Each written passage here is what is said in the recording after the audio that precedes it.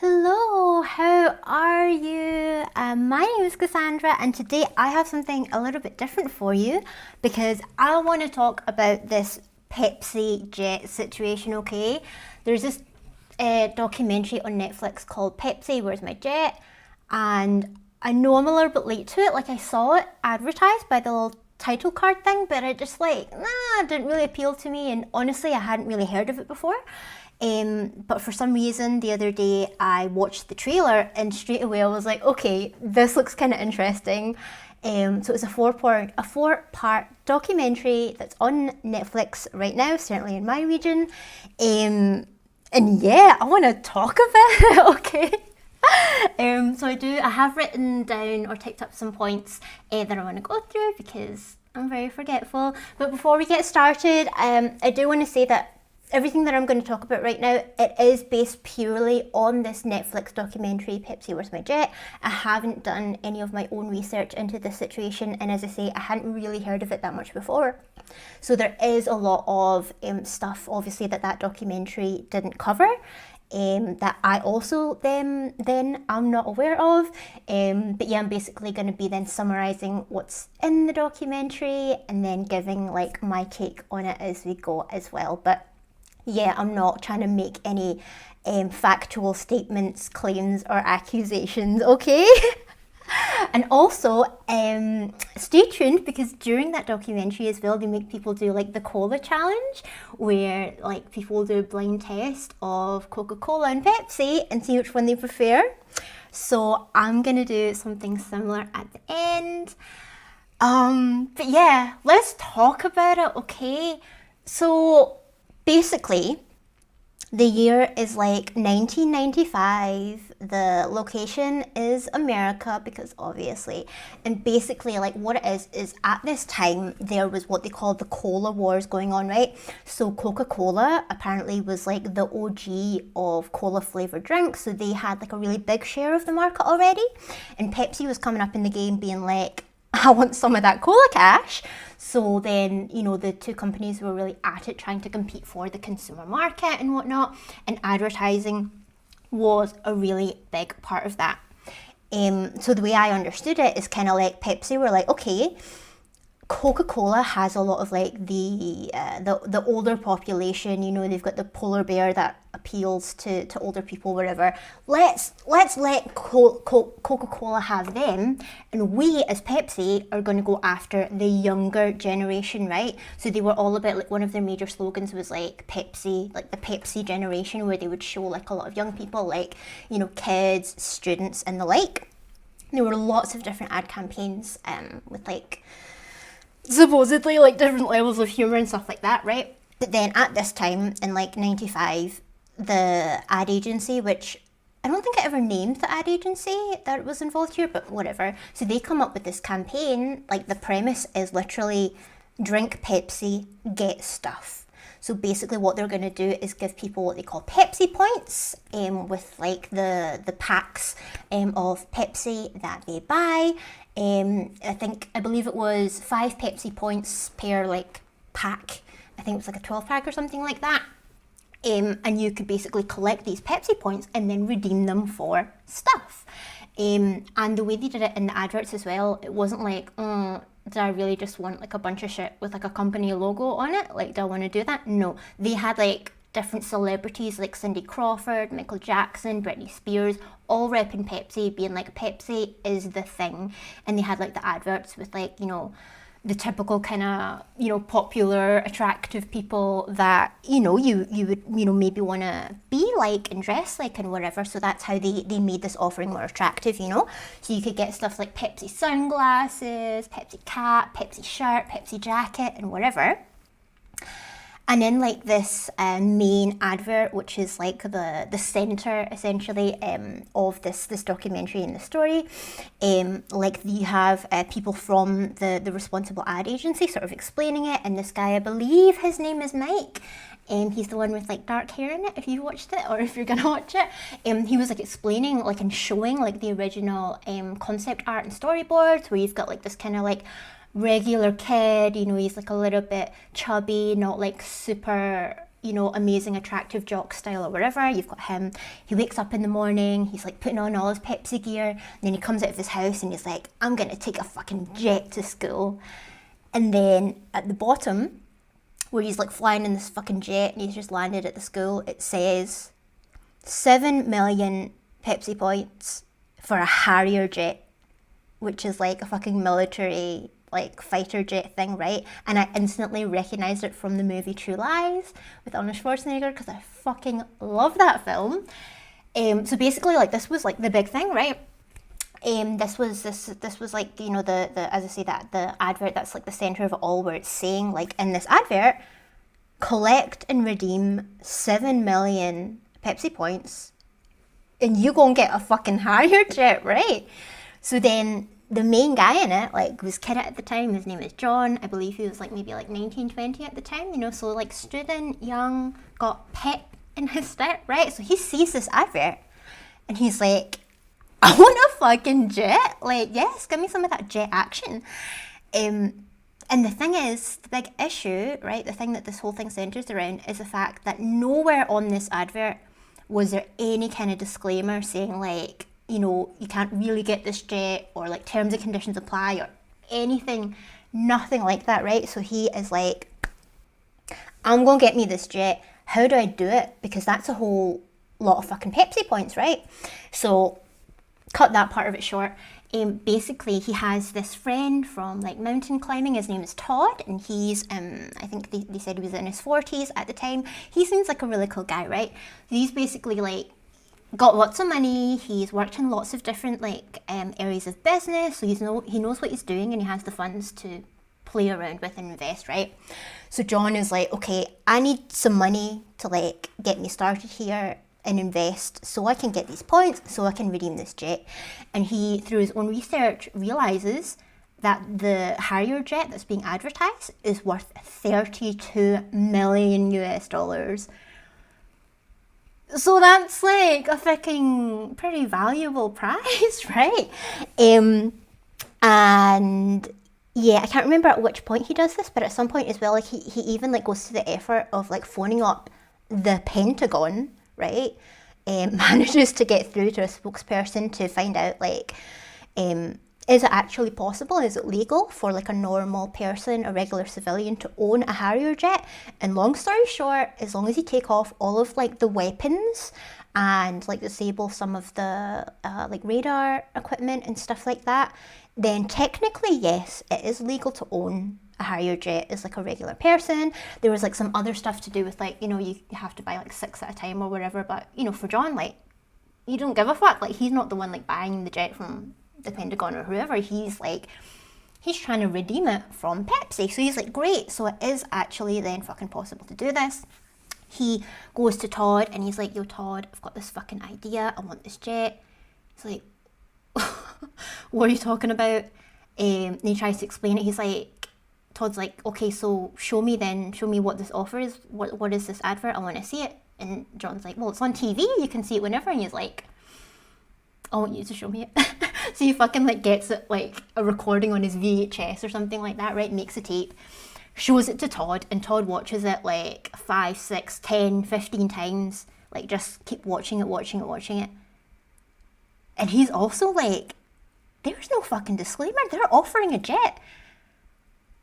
Now I'm interested. So he says, you know, being a businessman, Todd says to John, okay, make a business plan and present it to me. Like, I want to know, how do you see this going? Like, if you want my money, what are you going to do with it? You know what I mean? So then John, like, he's fucking pumped. He's like, right, this could be a thing. So he like goes and he does the work and he puts together a business plan and everything like that. And then he goes out to see Todd and he's like, right, what you got for me? And basically, it's gonna be fucking expensive, right? So John's like done maths and research and everything like that, and he figures out that because like with these Pepsi points that come with these like 12 packs, they're obviously not just like fucking clearly on the side of the pack or something like that. They're, you know, like in and about the pack, because otherwise you wouldn't have to buy them. You know, people could just take the point thing without actually buying them. So he figures out, okay, we need to be able to physically obtain X number of these Pepsi packs. I can't remember how many it is, but it's a fuck ton. And we need to hire people to do the logistics to physically go and buy them, to bring them to some sort of fucking warehouse. We also need people to physically open the packs and cut out the coins and everything like that.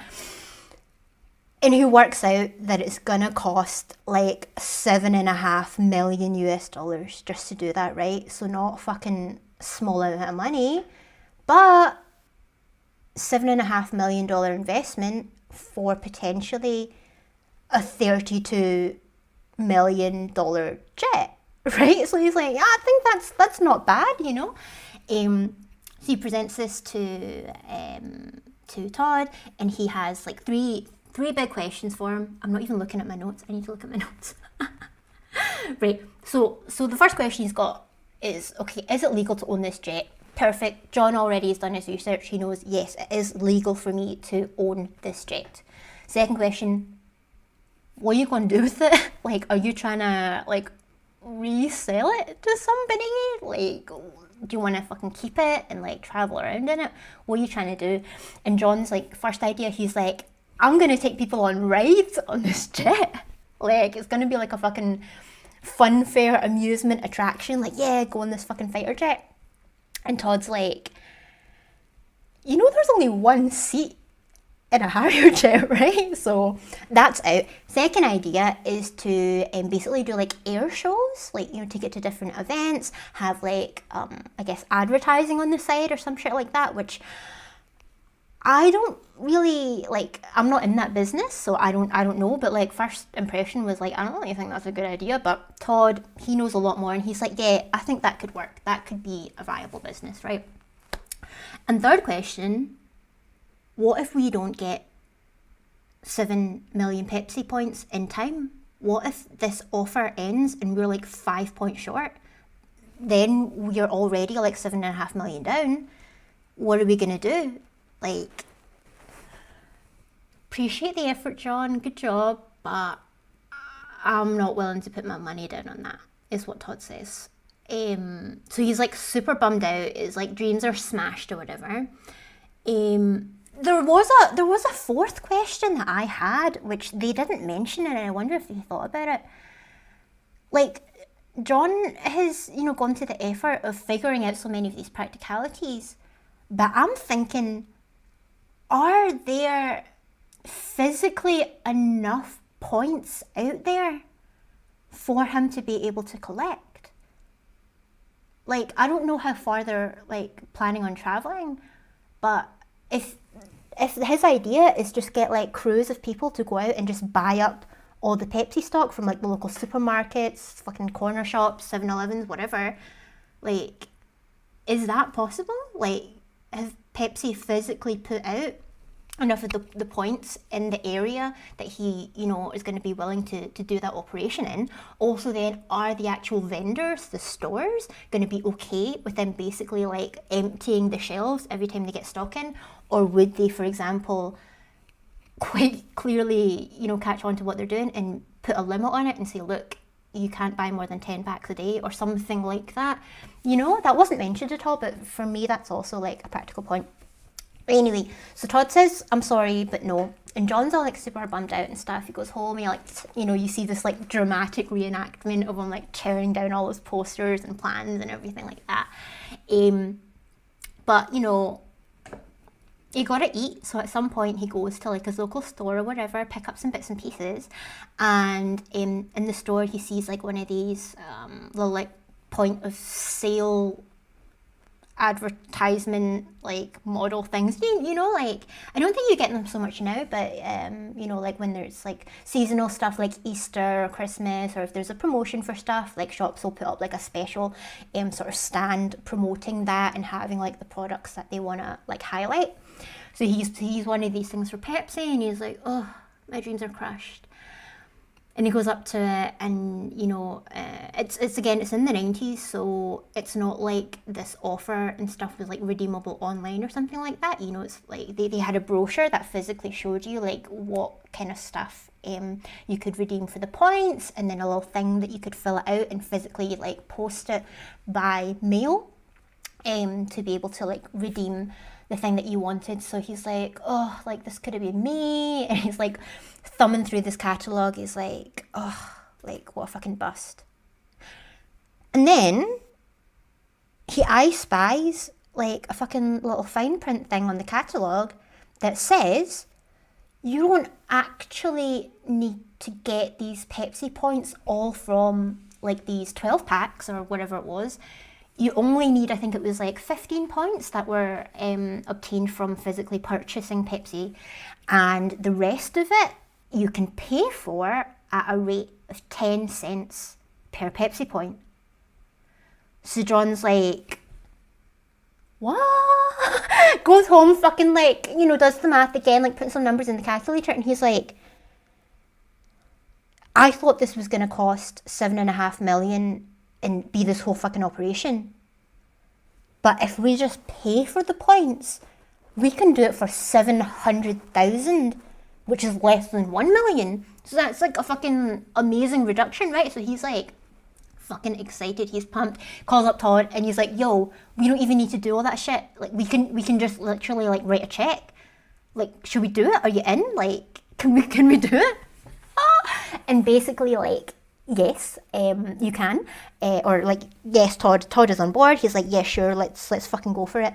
And what I didn't quite understand, like in the documentary they said that like they didn't want to post the check for $700,000 because they were worried that, I don't know, about something. I was a bit confused because like, aren't checks written out to a person? So if it got lost, like, or like not a person, but like they're written out to like the recipient is clearing a check. So if it got lost, like someone else wouldn't be able to just cash it. So I'm not really sure why they were concerned about that, but like they flew like to another state and stuff like that to like physically hand it to the post office with the PO box. Which is whatever, but yeah, they did that. So they fill out the little card thing that says, okay, what do you want to redeem? And like, you have to put like $10 for the post and package or something like that. And on this form, there's no box for a Harrier jet. So they just draw on themselves. They're like, yes, I'd like a Harrier jet, please, tick. And they send that off. And again, it's like in the 90s, everything's done by post. So it's a waiting game, right? You don't know how long it's going to take to get back. So they wait and they wait. And I think they said it took like something like 3 weeks or whatever. And then finally John gets a response in the mail from Pepsi. And he's like all excited. He's like, oh, what's it going to be? What are they going to say? And it's basically like the letter is like, good one, here's a voucher for 2 packs of Pepsi. And John's like, what? Like, this ain't no joke. I want my fucking jet. Like, two packs of Pepsi? Like, what? Like, I want my $32 million jet. So he's like, he's not happy about this, obviously. So, like, speaking to Todd, he's like, what are we gonna do? Like, what's our next step? You know, like, what's our next move on this? Because Pepsi have basically just like fucking laughed at us and turned away. So they are like discussing this, trying to like strategize what to do. And it's, you know, back then it was kind of like people used the phone book a lot more, and most people were in the phone book, so it was really easy like to obtain people's information. And one day John gets this call from some reporter and he's like, hey, are you the John that's being sued by Pepsi? And John's like, I'm being what? Pepsi's doing what? Like, what do you mean I'm being sued by Pepsi? Because he hadn't had like any other notice of this so far. So then like, now he realizes that he's going to get served fucking papers. Apparently like every time he sees the person who needs to serve them, he just like fucking cycles out the house, like avoids them, like goes around the block and stuff like that, which I don't know why, but you know, he's a kid and obviously like people don't want to fucking get sued, so I can understand that it made sense at the time to him. But what's kind of weird to me, right, so as far as I understand it in America, is like when someone sues you, they have like, it has to be a specific person who serves you the papers in person, and then they have to say the phrase "you've been served." That was my understanding, and I guess like that's why this person was like chasing him around and kept trying to like get in touch with him. But then in the end, because he kept avoiding them, he just left the papers on the doorstep. So I'm kind of like, well, if they could do that from the start, why didn't they? Like, I don't really get that part, but anyway, minor detail, right? So yeah, so Pepsi sued John. And what I don't get as well is like, how can you sue someone for trying to claim an offer that you made? Like, what did John do that was illegal except say, hey, I saw your offer, here's the money, can I have my jet? Like, they didn't seem to state that or explain that in the documentary, or maybe I missed it, but whatever. Anyway, so instead of just being like, oh shit, yeah, it kind of looked like an offer, but it wasn't actually, like, can we sort this out? They're just like, nah, we're fucking suing you, right? Dick move on Pepsi's side, in my personal opinion. So anyway, right, so I'm gonna like skip a bit because, as I say, it was 4 parts, but most of the meat of this, like the setup is in episode 1, and then most of the meat is it in like episode like 3 and 4, right? So yeah, back and forth, they're trying to like figure out what the fuck to do. And Todd seems like a good guy, you know, he's obviously the one with the money and the experience, but he's like, John, this is your thing, so I'm gonna let you make the decisions, like, what do you want to do? And John is really like, I want this fucking jet. So the next, you know, natural step is for them to, I guess, countersue Pepsi for not making good on their offer, yada yada, goes back and forth, the media starts like getting up on it or whatever. And another weird part of the documentary as well that I didn't get is apparently at some point some other guy calls up John. I didn't catch his name, but it's not really important. Some other guy calls him up claiming to be like an arms dealer, saying that Pepsi's insurance company hired him to obtain a jet and that he would get like first refusal of it or something. I don't know, maybe it's just me, but I didn't get it, because I was like, well, why would Pepsi's insurance company be trying to obtain this jet in the first place?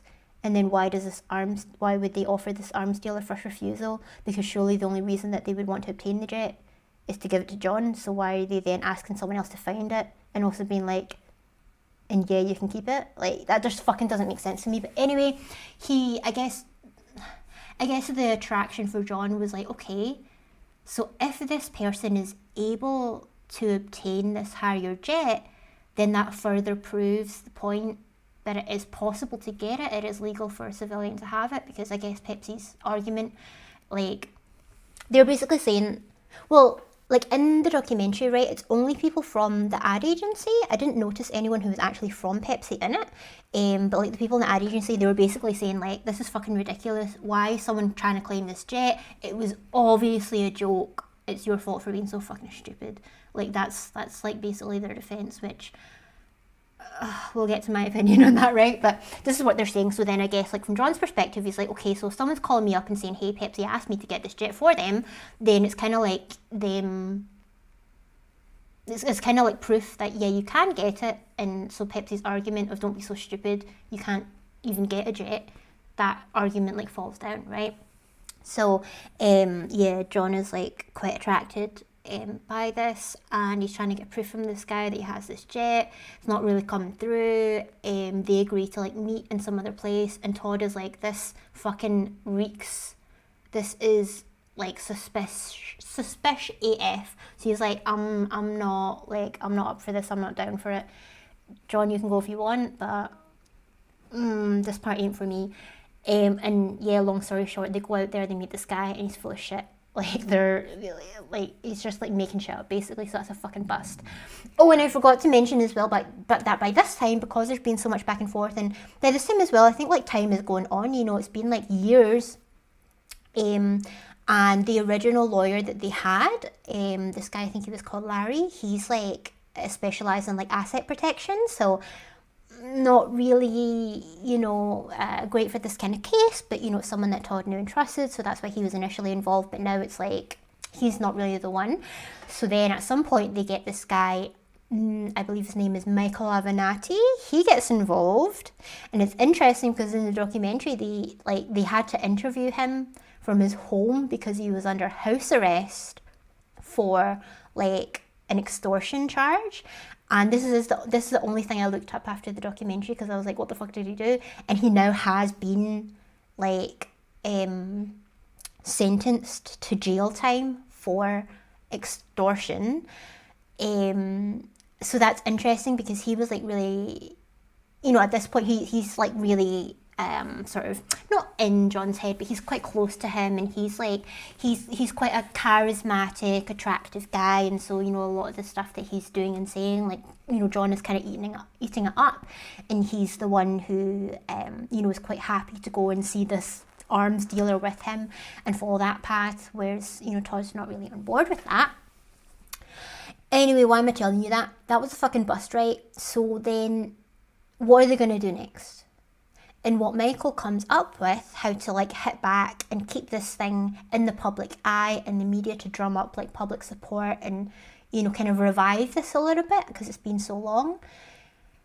He has this idea to do like almost like a counter ad campaign, right? To be like, okay, Pepsi, you've put out this advert that's got you in hot water. You think there's fucking nothing wrong with that. We disagree. Let's fucking fight back with some ads of their own, right? I've jumped the gun a little bit. Let me tell you something else.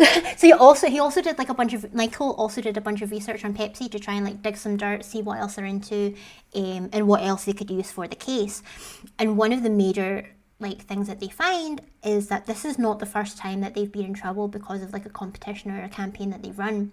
Only a few years earlier, I think in like 92 in the Philippines, they ran a campaign which was basically like that you would potentially have numbers under the bottle caps of Pepsi bottles, and there were like different prizes that you could get for it, but the grand prize, if you had this like 364 or something like that, like the certain 3-digit number, if you got that number, you would win 1,000,000 pesos, which according to the documentary is equivalent to $40,000 US, which is a lot of fucking money, and especially for people in the Philippines, which from what I understood, the way that they portrayed it, is as a country less rich. People, aren't living in as good circumstances as in the US. So that's like, that kind of money is fucking life changing. This is a big deal. So a lot of people went out and drank or bought like a fuck ton of Pepsi because they wanted to get this winning number, right? It was not a small thing. It wasn't a joke to them, right? And what it's showing in this documentary, and I didn't catch the names of the people on this part about the Philippines, right? But you've got people talking about it, and then there's this woman. She's like, and then like I got the number, like I got the fucking number, and I was so glad, and I was like, yes, I've won, blah blah blah. And then it's saying like at some point people start hearing rumors of like, oh, someone else won that number. Like, did you not hear this other person? Like they got that number. And they're like, nah, these are just rumors. I've got the number. Like, I've won. Like, these other people can't have it. And then it's like, oh shit. Multiple people that they're showing in this documentary that were super happy because they got the winning number, they start getting multiples of that winning number in the cap, and they're like, fuck. So it must be true then. And so then it turns out like hundreds or even thousands of people all had this winning number, and they were all supposedly like gonna win 1,000,000 pesos from Pepsi. And Pepsi, they were like, oops, yeah, that was a mistake, sorry, we're not going to give anybody that money. Here's $20, like the equivalent of $20 US. And they're like, what the fuck? Like, you said if I got this number, you were going to give me 1,000,000 pesos, and now you're like fucking giving me the equivalent of 2 packs of Pepsi? Like, what the fuck? And then, so there's like protests and like riots and like all this violence and stuff. And I'm watching it and I'm like, this is really extreme. And in the end, like, one of the people who should have won, her mum ended up dying because someone threw a petrol bomb at one of these protests. And then a little while later, there were also like bombings of like other Pepsi trucks and at the factory, and 3 more people died. Like, this is some serious shit.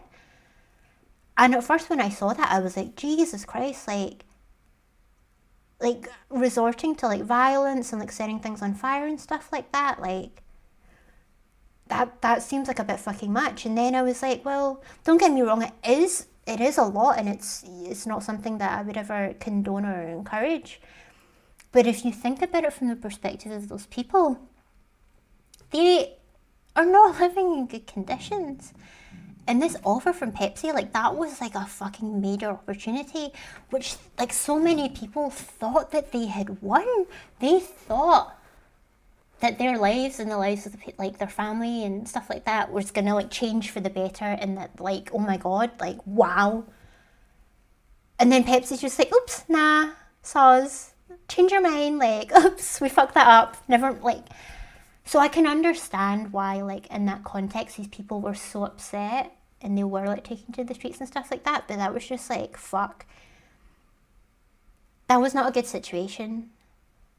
And the thing is, Pepsi didn't seem to have learned from that, because here they are again a couple of years later fucking up something else in the US. And not only that, they apparently had run this exact same campaign and this exact same offer like a year before in Canada.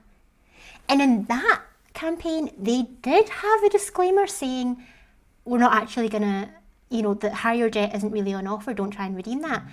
But for whatever reason, when they ran that in the US, they decided to completely take out this disclaimer. So to me, that's like them just like totally fucking opening themselves up, right? And being like, well, you clearly knew the value of disclaimers and you've clearly fucking been in trouble before, but you still chose not to have a disclaimer in the US market. Anyway, right, so then back to this Michael guy and this ad campaign, right, this counter ad campaign, right? So Michael has this idea, like let's run 3 of our own posters, basically, like, you know, fighting the good fight, getting people on our side, bringing this back to the attention. The first poster idea, I have to say I didn't like it. So it was basically this like the somber picture of John, and you know, like the Pepsi logo, it's kind of like, you know, this yin yang thing, or yin yang, is that what it's called? With like the, you know, the blue part of the circle on top and the red part on the bottom. And this ad campaign was like picture of John's face, and he's got one eye closed, and the blue part is like on his eyelid, and the red part is underneath. So it basically like is looking like he's being punched by Pepsi. Which I understand where they're coming from, but I think that's too on the nose, it's too insensitive, it's wait, what did you say?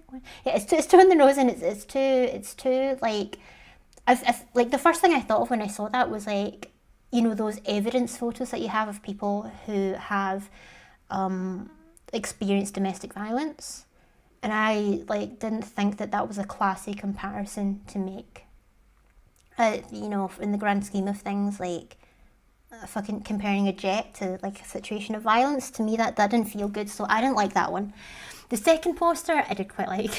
It was basically like a blank like portrait poster, and then right at the bottom in like tiny text it's got, hey Pepsi, like this is where the disclaimer would normally be, and disclaimers are good because of this, blah blah blah, like basically like poking fun at them. Like the only thing in this poster is the exact kind of disclaimer that Pepsi did not have. I thought that one had some humour to it.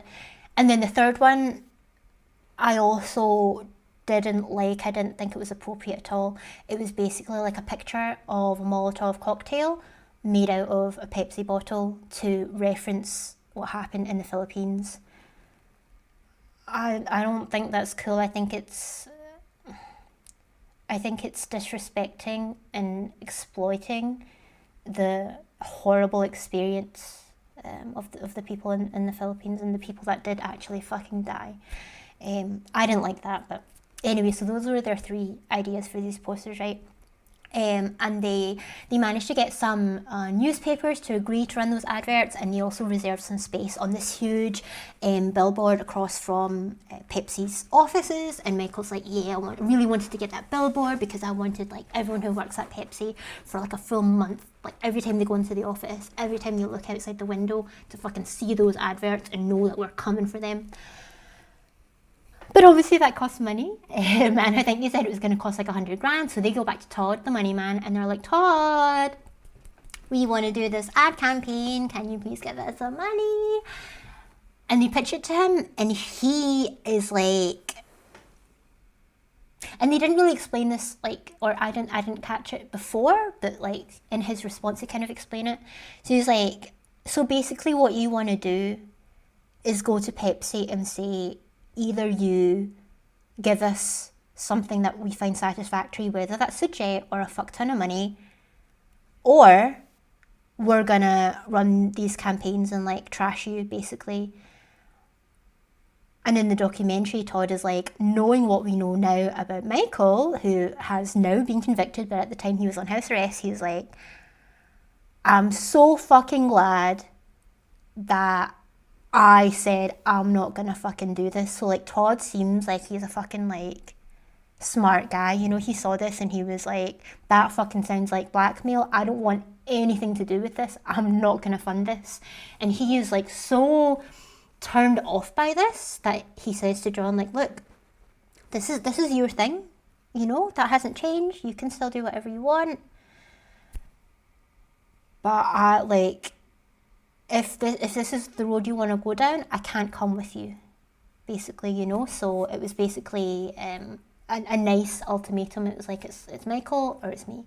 So John, again, young kid, liking what Michael's doing. He liked the adverts. He's like, fuck, what do I do? Like, should we try and get the money from someone else? Or like, what's the play here? And in the end, he goes with Todd. Yay, I'm glad about that. I'm happy about that. Because, like, to be honest, right, when like Todd was talking about it, like being blackmail and stuff, like, again, that's where in the documentary I hadn't got the bit that it was about like either we come to a good agreement or we're going to release this. I thought they were just going to release the ads regardless, and I was kind of like, well, is it that bad to like raise awareness of something that is factual? Or like, again, obviously the documentary can't cover everything, so I'm sure there were some nuances there. But whatever. So yeah, so basically Michael now is out of the picture and it's back to being John and Todd and doing what they do, right? Something else that I forgot to say as well, because I'm not really looking at my notes and I also forgot to write it in my notes. Earlier on in the situation, like, Pepsi sued John, right? We know this. And then at some point they were like, okay, do you actually want to just sit in a room and talk this through and see what's going on? And like basically during this thing, it was it was John, Todd, and then Larry, this original lawyer, and then like fucking all these lawyers from Pepsi. And Pepsi were basically like, how much money do you want? And John's like, money?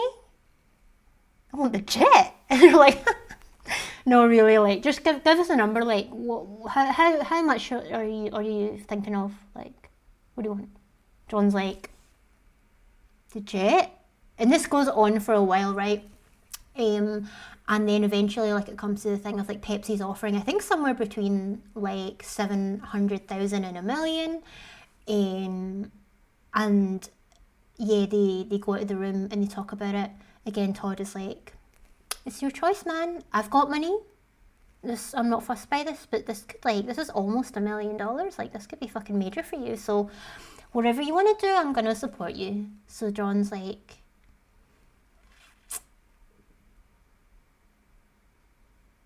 I want the fucking jet. Right, so the reason why I'm explaining this to you now is because, like, throughout this whole time, right, again, there wasn't anyone in the documentary from Pepsi, but there were, I think, 3 people from Pepsi's ad agency, and two of them just keep pushing this narrative that, like, John's a fucking idiot, he should have known better, that this wasn't a real offer, blah, blah, blah. And it seems to be like at the time that this was going on, like Pepsi's position seemed to be that like this kid is just like a fucking money grabber. He's an opportunist. He's trying to take advantage. At the time, there was also this elderly woman who had successfully sued McDonald's for $2.5 million because she burnt herself with some hot coffee because they never told her that the coffee was hot, and she won $2.5 million from that. So all these people are saying like, oh, John's just fucking in it for the money, he's just blah blah blah. But the reason I bring this up now is because that clearly wasn't fucking true, because they offered him a lot of money and he wasn't even like, nah, make it 50 or whatever. Like, he was just straight up like, I don't want money, I just want this jet. So that annoyed me, you know, hearing the narrative from the Pepsi's camp of saying that like he was in it for the money, because to me it was quite clear, again from this biased, incomplete documentary, that it wasn't about that.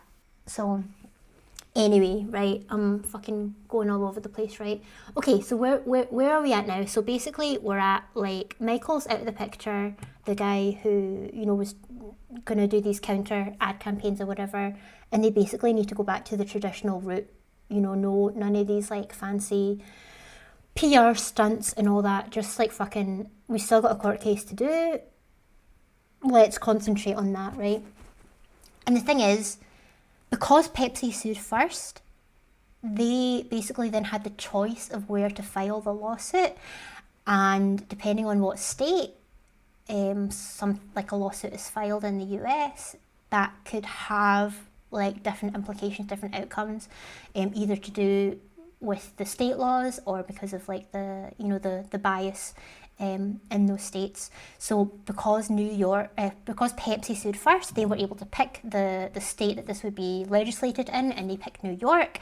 And then the documentary explains that, you know, New York is more corporate friendly, and it's basically a good move from Pepsi, and it's like really going to be a disadvantage to John's thing. But you know, this is where we are now.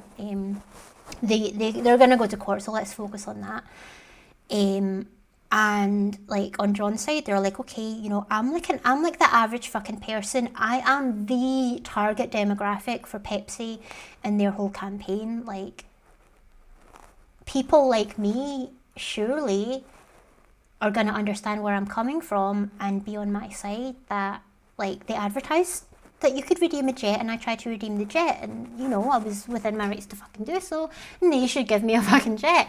So they were really wanting like a jury trial, and John even says in it, like, no matter what the jury would have decided, I would have been okay with that, because it would have been decided by my peers, by regular people.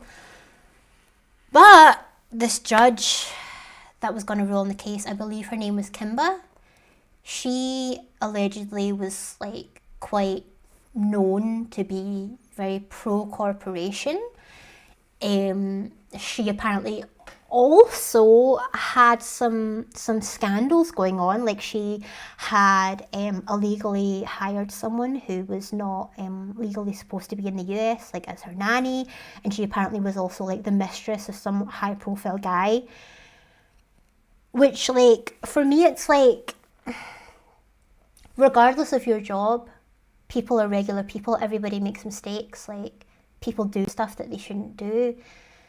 But in the case where it's a judge and your whole job is about justice, ethics and morality, for her to, like, at the time be known to not be acting in a legal, immoral way, it was really strange to me that she was kept on the case, and that, like, not even just this case, that, you know, her position as a judge wasn't somehow, like,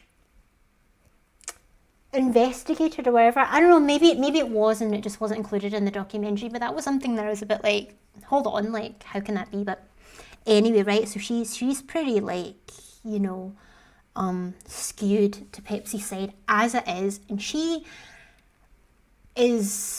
comes to some sort of decision, whether it was on her own or by the influence of Pepsi or whatever. She decides, nah, we're not going to have a jury, summary judgment, which basically means that she and she alone will make the decision on this case.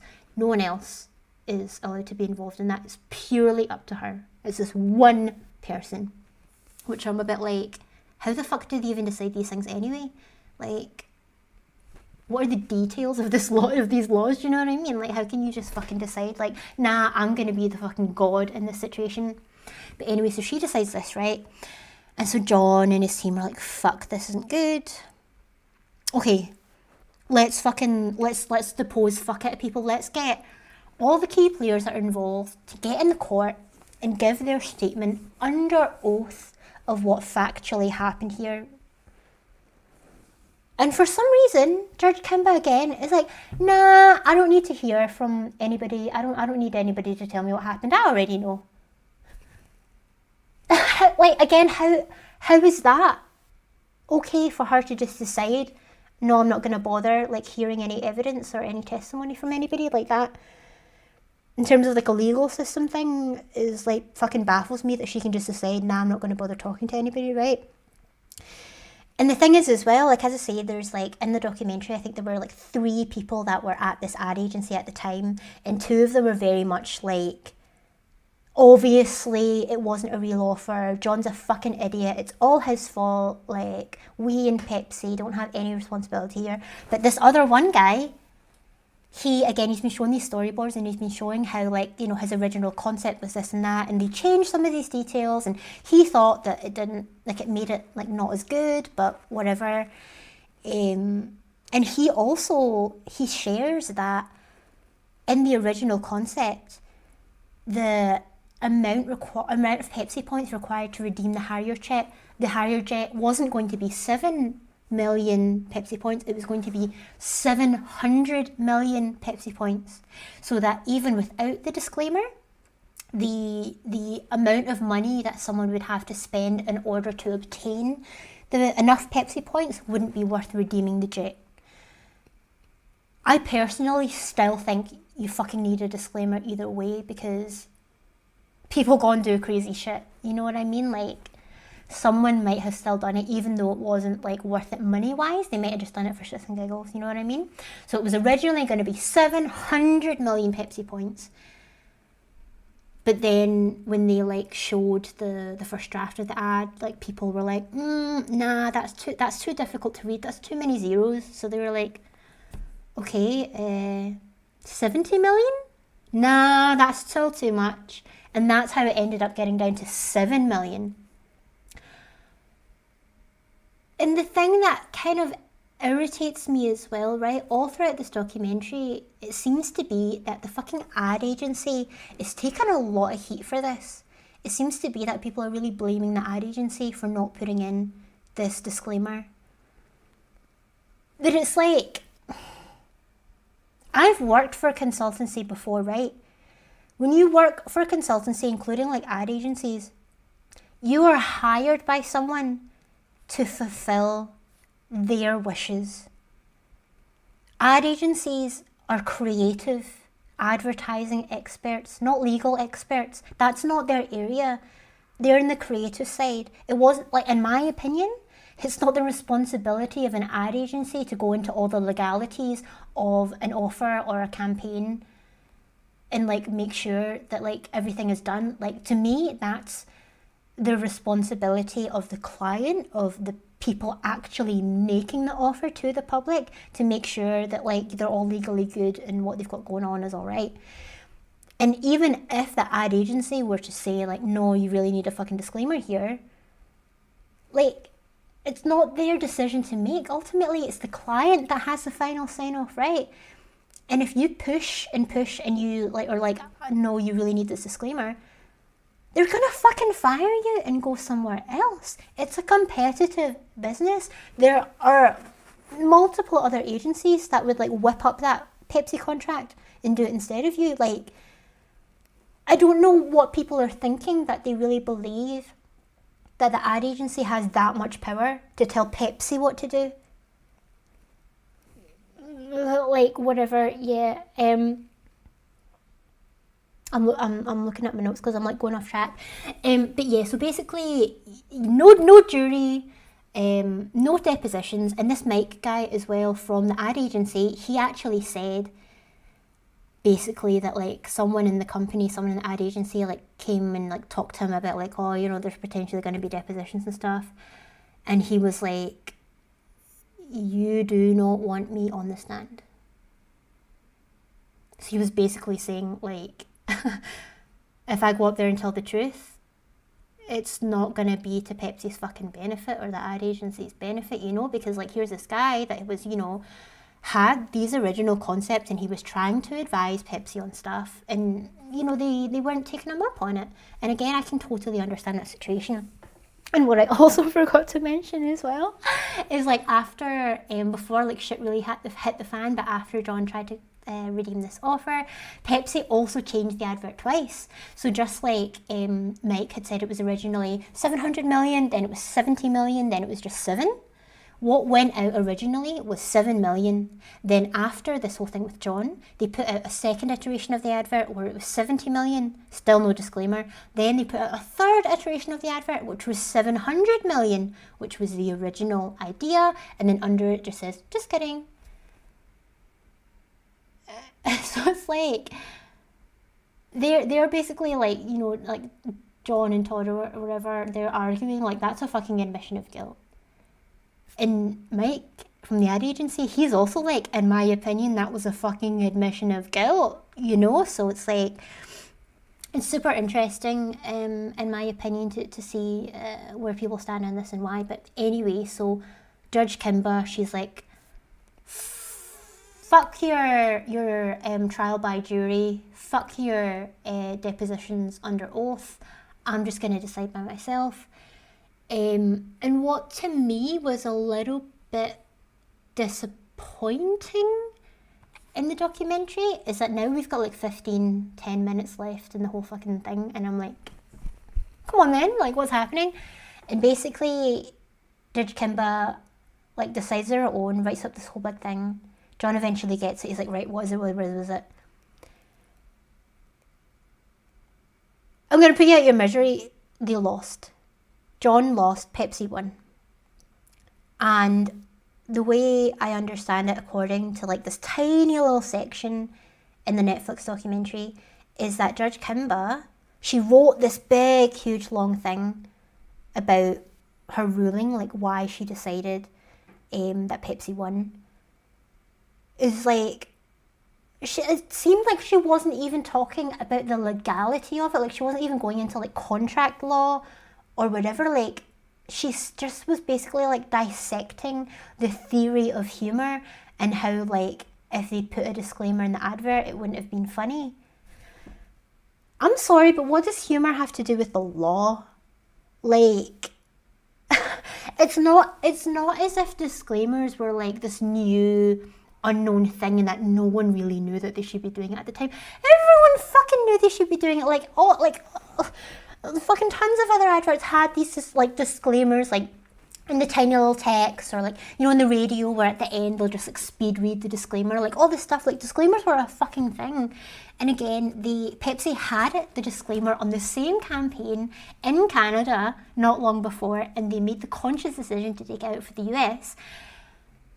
And Kimba's like not giving a fuck about any of this. She's just talking about like how to make an advert funny, and like basically agreeing with Pepsi that people shouldn't be so fucking stupid to think that that was a real offer. So not only am I like super bummed out, because again I hadn't really heard of this case, so I was super bummed out that that was the outcome, but I was also like really disappointed that they spent so little time on that part in the documentary, because again there's a lot of questions that I still have about this, you know. But yeah, so that was the fucking roller coaster. I think, like, I don't know how long it took, but it was like over 5 years of this fucking back and forth trying to fight this battle, like, you know, very much a David and Goliath situation. And it's like, boop. And like, it didn't even seem to be like considered as a legal thing. It was just like a fucking opinion about what humor is, which I just think is bullshit. But anyway, and then the documentary ends with just, you know, some stuff about like John and Todd today, and they're still super good friends and stuff. And it is actually quite sweet to see their relationship and also to learn about Todd's story, because like before he met John, he had a brain tumor, removed, and then he was like getting back on the mountains because he fucking loves being in the mountains. And then like more in the sort of present day of the documentary, like they planned this trip to go to Antarctica together to climb stuff, which is really sweet. But right before he went, he was diagnosed with like stage 4 cancer or whatever. Doctors wanted to operate, and he was like, but I'm going to Antarctica. And they were like, no, like this is not like an offer, like you have to get this fucking surgery. And he was like, but I'm going to Antarctica, you know. And I think honestly, like, fucking good on him, because he clearly loves doing that kind of thing so much.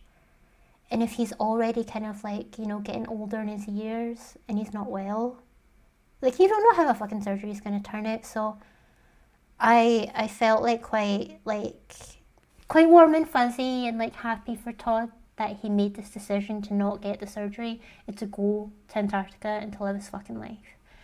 I thought that was really nice. And then at the end it does say that he did then have the surgery and he is in remission. So that was really nice as well. That was cool. But yeah, that's basically the end of that documentary.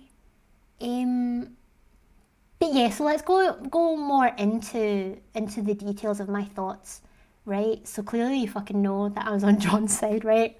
What are some of these things I've written down, right? See, this whole thing about like it was obviously a joke, that pisses me off. Advertising is all about manipulation, spin, convincing people to buy stuff, and buy your stuff specifically. It's about making whatever you've got look better than what it really is, look more appealing to people, and like manipulating people into believing what you're saying. That's the whole fucking business of it. So to be like, no, you should have fucking known better, that was on you, like, no, that's not cool. And as well, right, this is like the whole thing was about like the younger generation. They had fucking children in these adverts. So to be like, oh no, children should have fucking known better, like that to me is just like, that's bullshit. That's like totally like passing the blame. Like you need fucking disclaimers, like it's so obvious, like if anything just to like cover your own back just in case, and for stuff that you didn't think about, you know. And it's like, it reminds me of like fucking political campaigns, like false news, misinformation and everything like that. Like this was back in the 90s, but you know, it's still applied then. We can just see it more now because of like the internet and social media. We're just more aware of things that already existed. People will fucking believe anything, okay? Like, you cannot say what is obviously false and what is like clearly true and trustworthy. That's not a reasonable assumption to make. So in my opinion, if you're gonna fucking make a joke offer, you need to make it clear, even if just technically and legally, you need to make it clear that it's not a real offer. Like even if it was in the tiniest text just on that advert, like you need to have a disclaimer. Like in my eyes, there's just no fucking excuse for that, right? Like as I say, they already had run this campaign before in another country with the disclaimer, so it's not like they don't know what this fucking disclaimer is.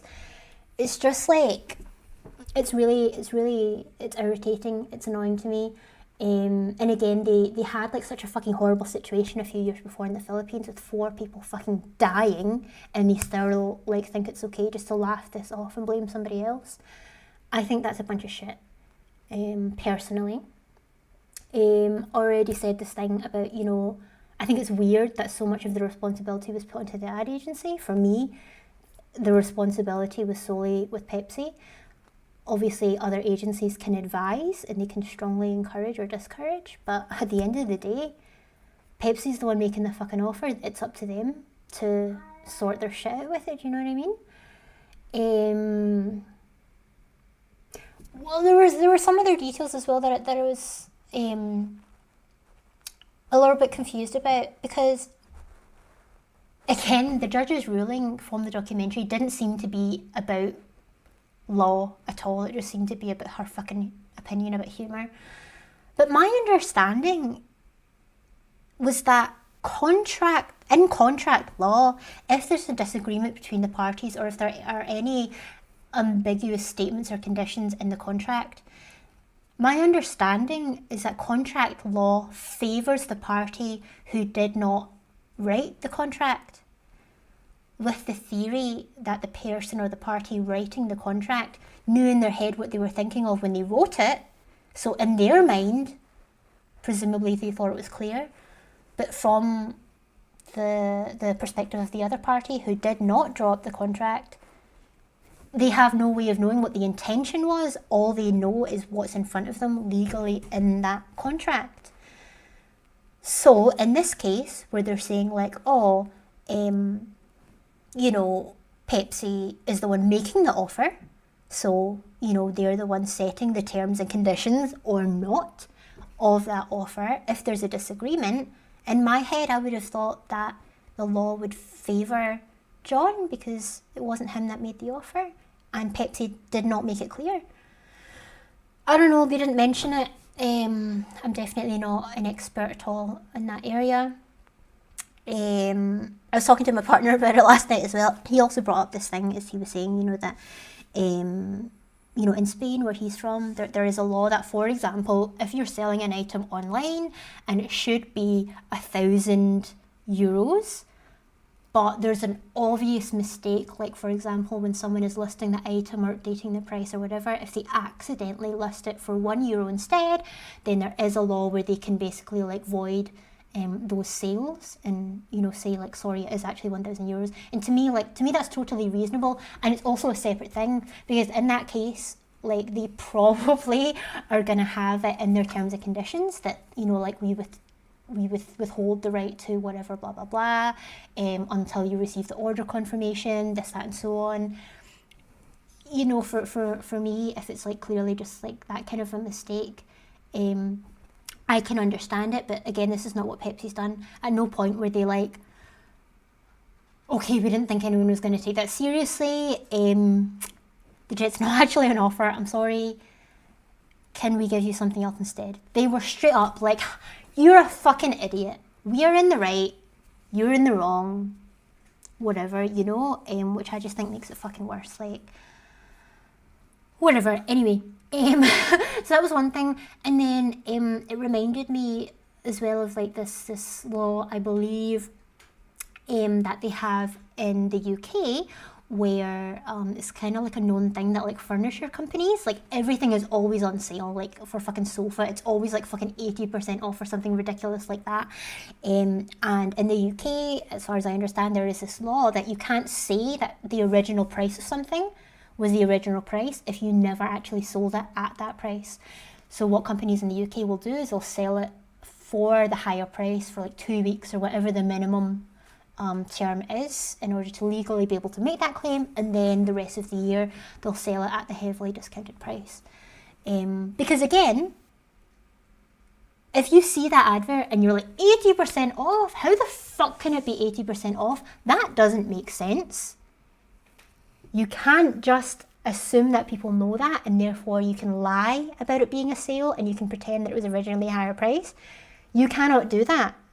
That's the fucking law, right? So to me, this is like going into all this thing of like disclaimers and stuff like that. So yeah, it reminded me of that. And what it also reminded me of as well, right, because they're like, oh, this is obviously false, this was obviously a joke, obviously we weren't going to give you a jet. And I don't fucking think it is obvious to the point of being a legally substantial argument, right? But it reminded me of this thing like that I heard of a while ago, and I believe that it was again in the US. My understanding is that it was like a Papa John's thing, who make the pizza, and they were like coming up, and they were again trying to like compete with like Pizza Hut and Domino's or whatever. And again, I might be misremembering like the who's who of these parties, but the gist of it is what I want to convey. So it was like, for example, that like Papa John's had started like putting out these adverts where they were like, we have the best pizzas, full stop. They're telling people as a fact, we have the best pizzas. And again, if you see these adverts over and over and over again, if you hear these things over and over and over again, it's familiarity bias. You start to believe, oh yeah, you want a fucking good pizza? Papa John's, they've got the best pizza. So understandably, Domino's and Pizza Hut, they were like, hold on a fucking minute, you just can't fucking tell everybody on TV and like in newspapers and everything that you've got the fucking best pizzas. Obviously we think we've got the fucking best pizzas, like you can't just fucking say that. So that also went to a court case. And in the end, like, the ruling on that was similar. Like, the ruling, as far as I understand it and remember it, was that the judge there basically said, nah, it's fine. Papa John's can say that they've got the best pizza because there's no reasonable, practical way that you could ever prove that someone has the best pizza. Therefore, that claim that they have the best pizza is so ridiculous that it's obviously not true and consumers should know that. So it's fine. See, like, similar fucking thing, right? I just think that's absolute fucking bullshit. How is that fair? Like, so you're basically saying that companies can just do whatever they want, say whatever they want, and it's up to like the average person who probably doesn't know anything about this stuff, who again is being like actively manipulated and influenced.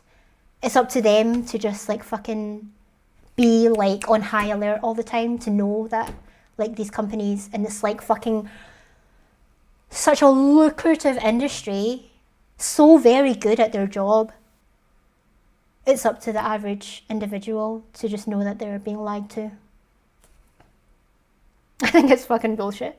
I do. I think it's fucking bullshit. And yeah, the final thing that I've written down here, everybody knows you need a fucking disclaimer. I started this video with a fucking disclaimer, and the descriptions of all my videos have fucking disclaimers. A huge, massive corporation like Pepsi, who has already themselves used disclaimers, should know that they should have used a fucking disclaimer. That pisses me off. Like, I don't think, like, when it comes to, like, defamation, libel, or whatever, I don't think if I came on here and talked a bunch of shit about Pepsi and stated things as facts that aren't facts, rather than what I'm doing now, which is to relay my understanding of a documentary and give my personal opinion and not give any statements of facts and not make any accusations. But if I did and didn't have any disclaimer, I do not think for 1 second that Pepsi would accept my excuse that I was obviously joking and what I said was obviously a lie, so they should calm the fuck down. They would sue my ass.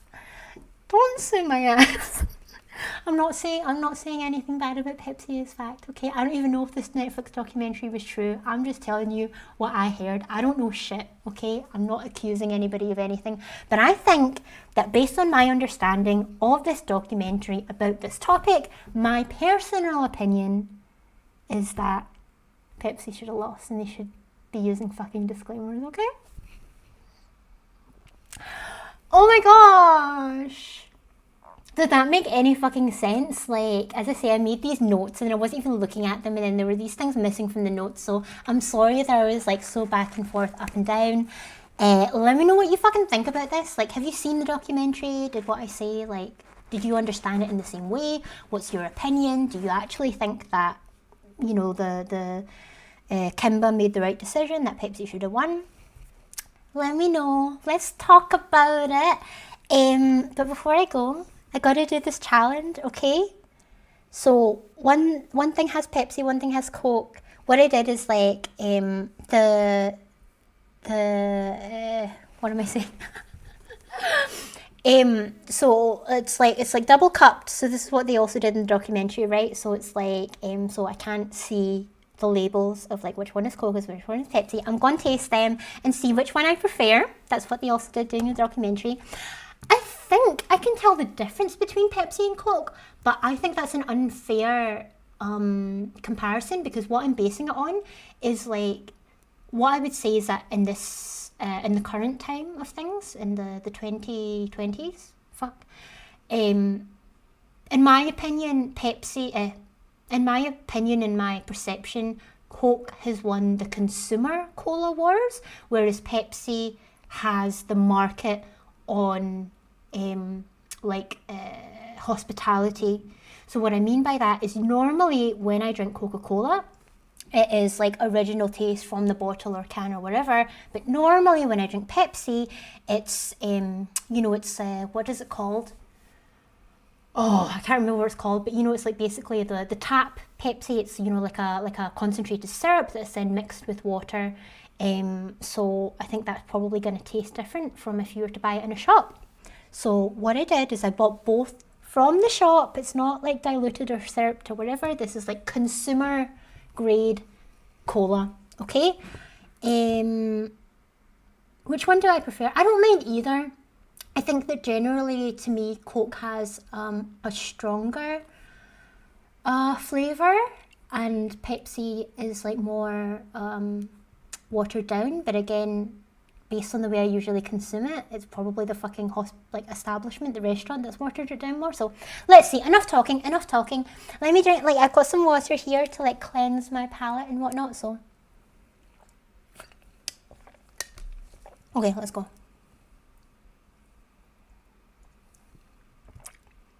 That to me tastes like fucking Pepsi. Oh no. I haven't, it didn't touch my tongue yet. I forgot that I need to. Okay.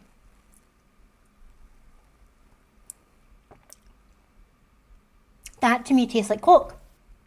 Okay, now which one do I prefer?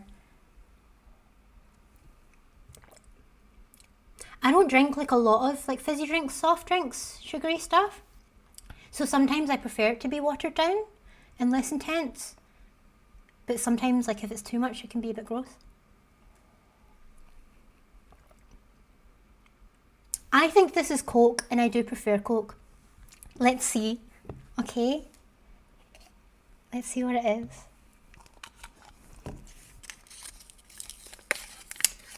It's Coke!